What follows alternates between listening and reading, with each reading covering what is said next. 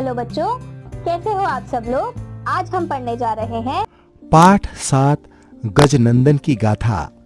पाठ परिचय। किसी शारीरिक बनावट का उपहास करना अनुचित है। प्रत्येक व्यक्ति अपने आप में पर्याप्त है। यह कहानी एक ऐसे किशोर की है जिसने अपनी कमियों को खूबियों में बदल लिया है। वह औरों के उपहास का कारण नहीं बल्कि प्रेरणा है। आइए कहानी पढ़कर इसका लुत्फ उठाते हैं। और स्वभाव से इतने हंसमुख कि रोतों को हंसा देते। उन्हें एक दिन पता लगा कि स्कूल के लड़कों की एक टोली गोमुख की सैर करने जा रही है। गोमुख से गंगा जी निकलती है। वह गंगोत्री से भी 20 किलोमीटर आगे है। बस फिर क्या था, गजनंदन तुरंत प्रिंसिपल के पास हाजिर हो गए। बोले, सर मैं भी जाऊंगा। प्रिंसिपल बोले, तुम पहाड़ पर चढ़ोगे? तुमसे तो अपना शरीर ही नहीं संभालता। गजनंदन ने मुस्कुराते हुए जवाब दिया, सर शरीर अपनी फिक्र आप करेगा, हमें तो देखना यह है कि मेरे जाने से लाभ कितने होंगे। प्रिंसिपल अचरज से हंसे। पूछा, क्या क्या लाभ होंगे बताओ जरा। तुम तो 5 आदमियों का राशन डकार जाओगे। गजनंदन ने बिना हिचके जवाब दिया, मुझे सर्दी भी तो कम लगेगी। ठंडी हवा को मेरी हड्डियों तक जाने का रास्ता कहाँ मिलेगा, इसलिए मैं सदा चुस्त रहूंगा। जब मेरे साथी थक जाएंगे, हिम्मत हार बैठेंगे, तब मैं उन्हें हंसा हंसा कर फिर से तरोताजा कर दूंगा। मुझे देखकर उनकी हिम्मत लौट आएगी।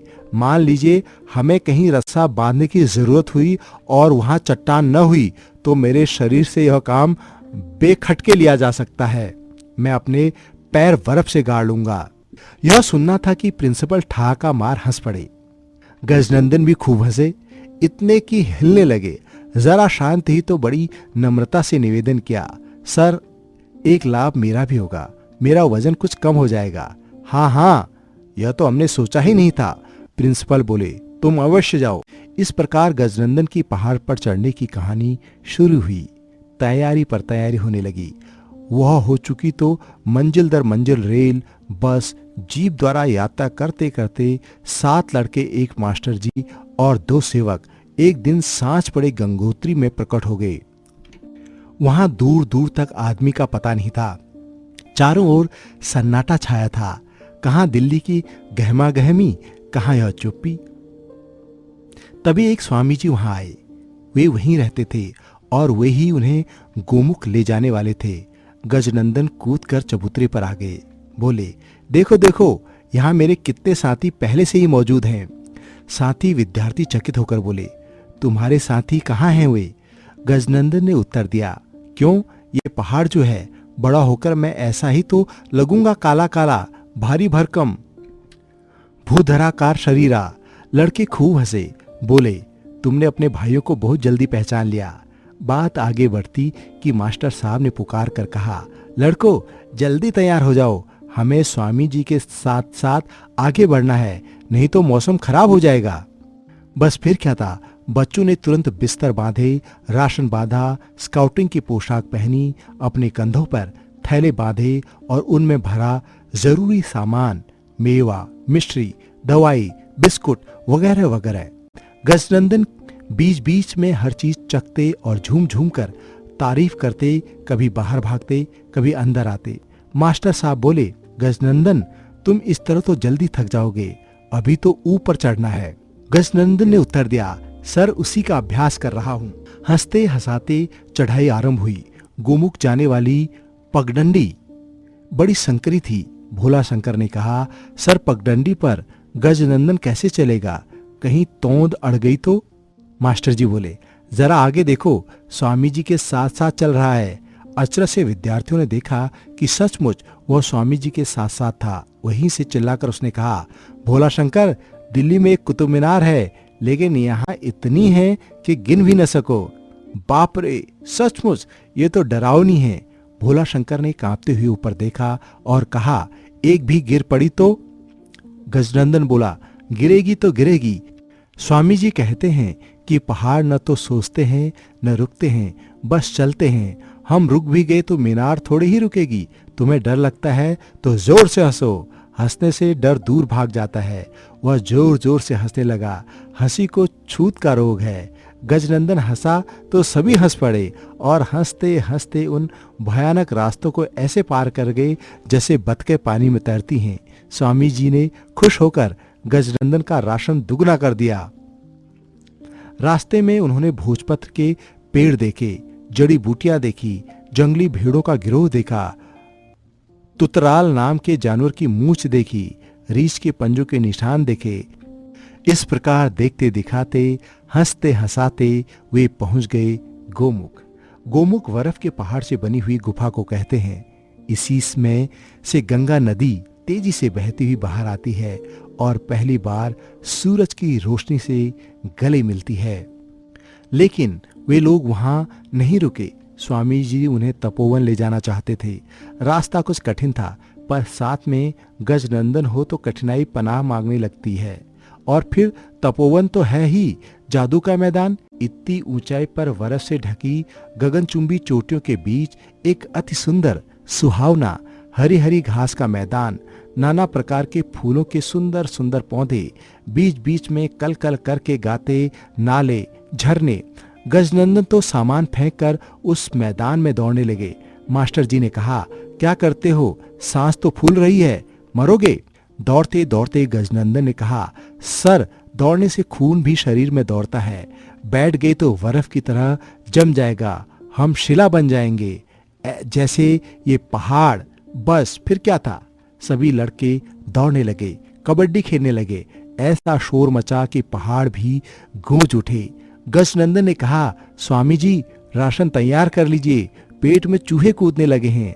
हंसते हंसते स्वामी जी ने कहा, चिंता न करो, अभी अभी बिल्ली आती है, पहले थर्मसों से चाय निकालो, मूंग की दाल का हलवा गर्म हो चुका है, जब तक रोटी तैयार हो चाय हलवे का नाश्ता करो। नाश्ता करने के बाद गजनंदन ने फूलों की जांच शुरू कर दी। मौसम सुहावना था। गजनंदन ने साथियों के कान में कुछ कहा। सबने सिर हिलाकर हाँ में हाँ मिलाई। बस वे सब सुंदर सुंदर फूल तोड़ने लगे, तोड़ते ही रहते। यदि स्वामी जी ने आवाज न दे दी होती, बच्चों तुम कहाँ हो, भोजन तैयार है, जल्दी आओ, अंधेरा होने लगा है। सवेरे स्वामी जी ने 4 विद्यार्थियों को आगे जाने के लिए, छोटा गजनंदन, भोलाशंकर, तुषार, माचुए, शेष 3 विद्यार्थी, मास्टर जी एवं एक सेवक, पांचों नीचे डांग बंगले में लौट गए और ये 5 जने आगे बढ़ गए। रास्ते में बस बर्फ थी, बर्फ से ढकी चट्टानें थी, धीरे धीरे चढ़ना पड़ता था। कभी काले काले डरावने बादल अंधेरा कर देते, कभी कभी सूरज की किरणें आंख मिचौली खेलने आती तो शिखरों पर चांदी, सोना और मरकत मणियां जगमगा उड़ती। धीरे धीरे वे काफी ऊंचाई तक पहुंच गए। चारों ओर आसमान को छूते पर्वत ऐसे खड़े थे जैसे ऋषि लोग अपने को मुंह करके भगवान की स्तुति कर रहे हों। यहाँ पहुंचकर तीनों विद्यार्थी चुप हो गए, लेकिन गजनंदन कहाँ मानने वाले थे।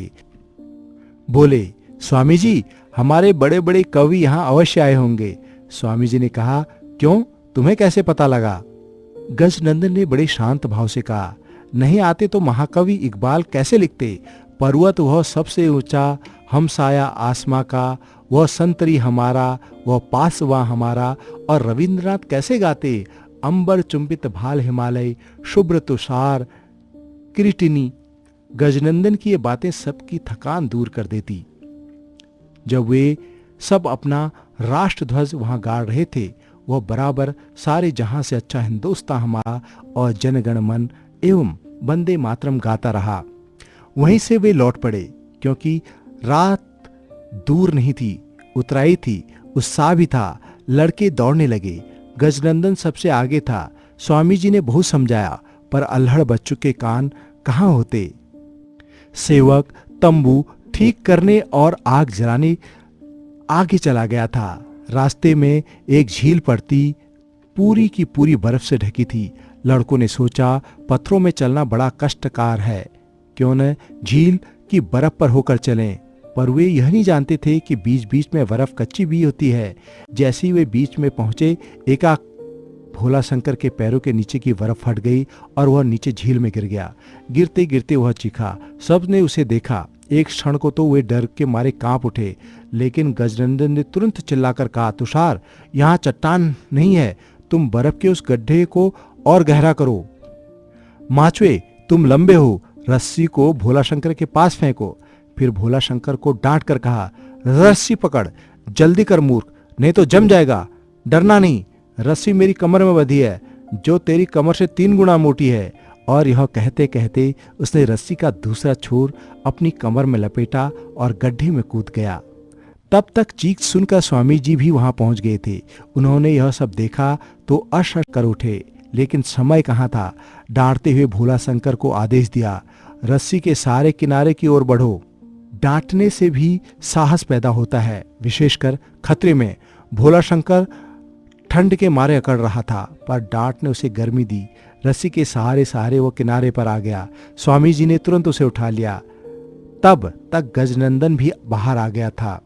जब तक स्वामी जी भोला शंकर के गीले कपड़े उतारे, उसने अपना चमड़े वाला कोट उतारा और कहा, स्वामी जी यह कोट इसे पहना दो। मैं ठहरा हाथी का बच्चा, मेरी हड्डियां तक पहुंचने की राह ठंड को नहीं मिलेगी। सभी गजनंदन की बात पर हंस पड़े।